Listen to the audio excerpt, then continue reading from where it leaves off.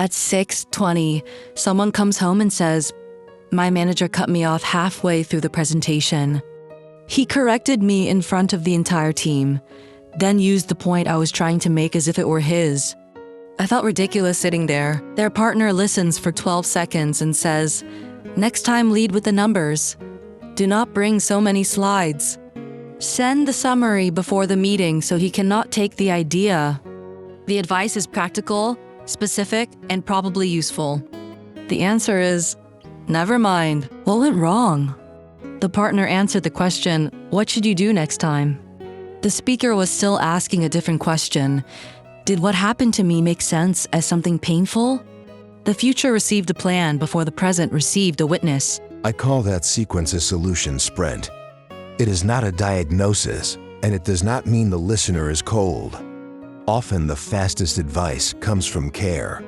Someone sees pain, wants to remove it, and reaches for the tool they trust most: a fix. The difficulty is that support has more than one possible goal.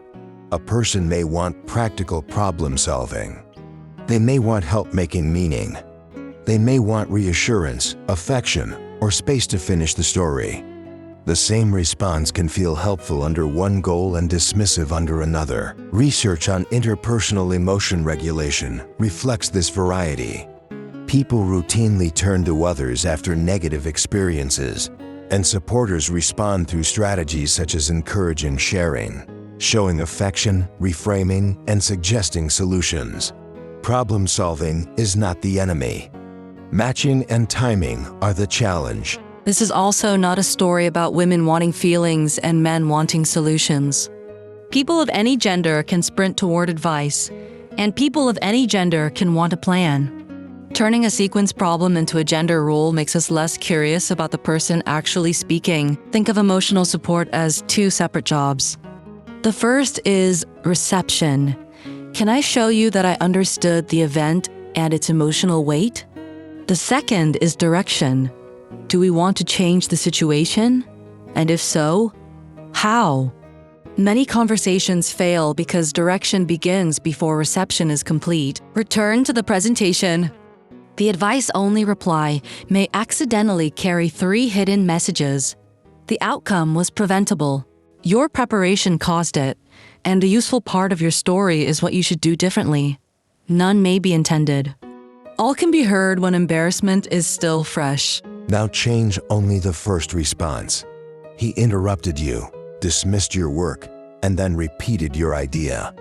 That sounds humiliating. The facts have not been exaggerated. The manager has not been clinically labeled.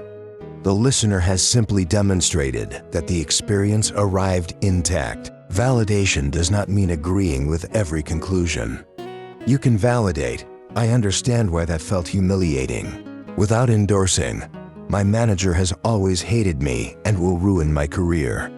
An emotion can make sense from someone's point of view, even when their prediction remains uncertain. Experimental research on validation and invalidation suggests that responses to emotion can change the person's emotional experience.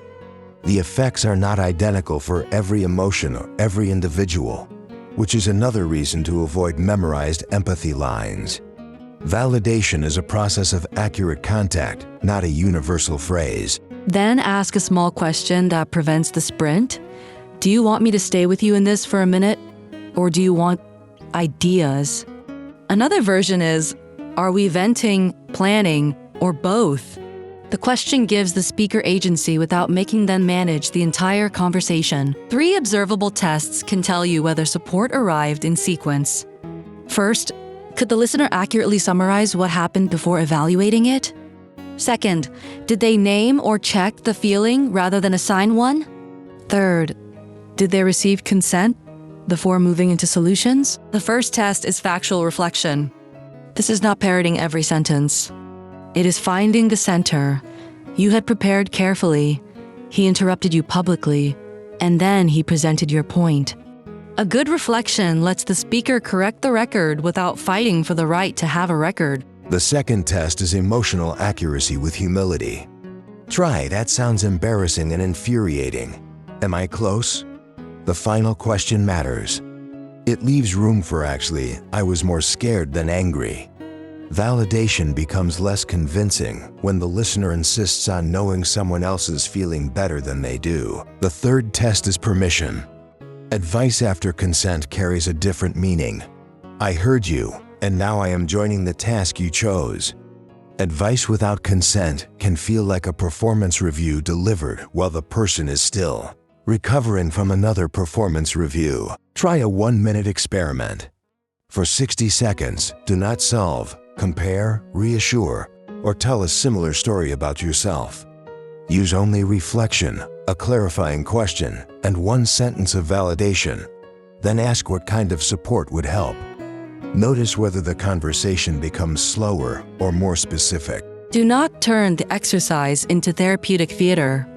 Repeating, "Your feelings are valid," after every sentence can sound distant or patronizing. Natural validation often uses ordinary language. "That was rough. I can see why you froze. You worked on that all week and he barely let you speak." The listener can also be transparent about their impulse.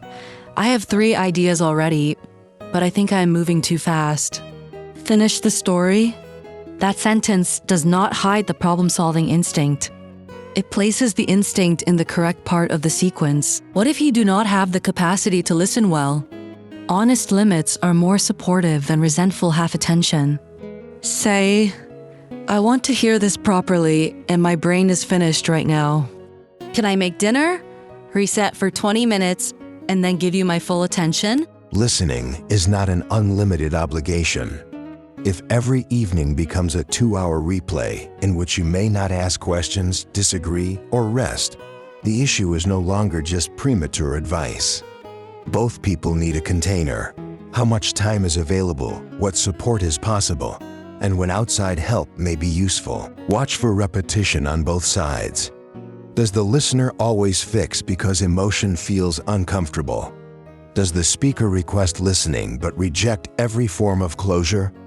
A healthy pattern can include validation, planning, disagreement, and limits. No single mode should have permanent control of the relationship. There is another distinction. Support about an outside stressor is different from conflict in which the listener caused the hurt. If I say, "Your comment embarrassed me," asking whether I want comfort or solutions may dodge responsibility. First, acknowledge your part. Support cannot replace accountability. In direct conflict, the sequence becomes: hear the event, acknowledge the impact, take responsibility where it belongs, then discuss repair. With an outside problem, it becomes: receive the story, validate the experience, clarify the goal, then offer help. Similar skills, different responsibilities. The speaker has a useful tool too. Instead of waiting for the wrong response, begin with a support cue. "I need 5 minutes to vent. I want your honest read. Help me decide what to say tomorrow. Please do not fix this yet." Clear requests reduce guessing without making the listener responsible for mind reading. This principle travels beyond couples. A teenager describing a social rejection, a friend facing grief, or a colleague shaken by criticism may all need reception before direction.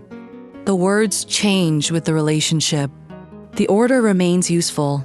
Make contact with the experience before trying to move it. Back at 6:20, the speaker finishes the story. The partner says, "Having your work taken in public sounds awful. Do you want me to listen, or should we think about the next meeting?" The answer is, listen for 1 more minute. Then I want those 3 ideas. Nothing about that exchange is anti-solution. The advice survives. What changes is the emotional meaning around it. It no longer says, "Your pain is a problem you failed to prevent." It says, "I understand what happened, and I am available for the next step you choose." The next time a useful answer is already forming in your mind, do not throw it away. Hold it for 1 question. What does this person need from me first?